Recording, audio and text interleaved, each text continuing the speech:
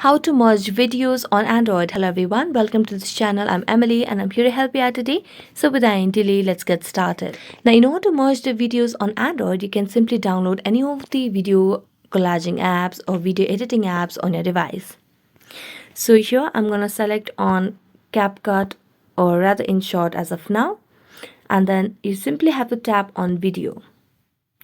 Here you can select any of the random videos that you would want to merge. So you can just tap on the video option and then tap on new and then select any random video over here. I'm going to select 1, 2, and as you do that, you can just make necessary edits on the video and then merge the video. As you can see, I've already merged the video. So here you can just add any sort of transitions if you would want, and you can just tap on export and export this merged video on your Android.